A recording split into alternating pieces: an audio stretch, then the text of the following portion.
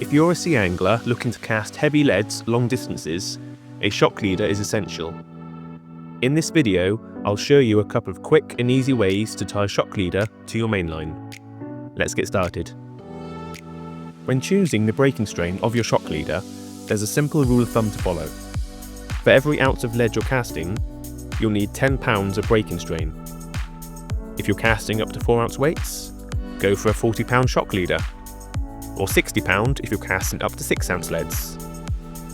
This will handle the force of a powerful cast and keep things safe for you and everyone around. To begin, tie a simple overhand knot in the end of your shock leader, but don't pull it too tight just yet. Thread your main line through this overhand knot in the same direction as the tail end comes out of it.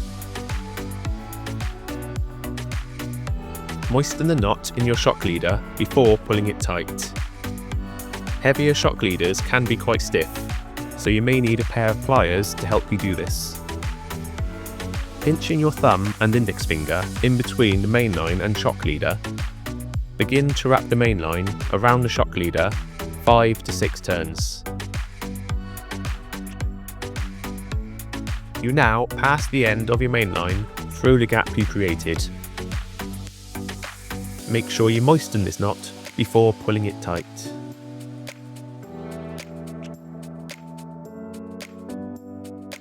If you're struggling to pull the knot tight, you may need to use your fingernails to help cinch the knot down.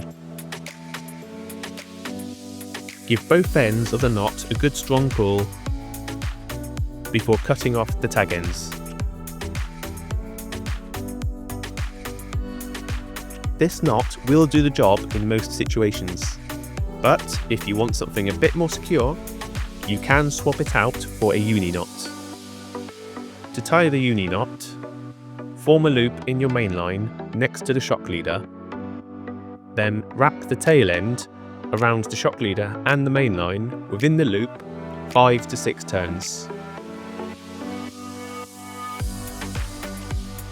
Pull the main line from both sides to bring the knot together,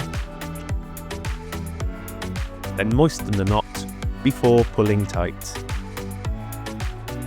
After you've tightened your uni knot, pull on both the main line and the shock leader to cinch both knots together.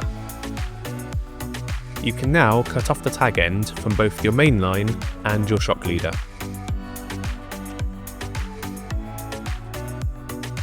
This step is optional, but I like to use a lighter to carefully blob both tag ends.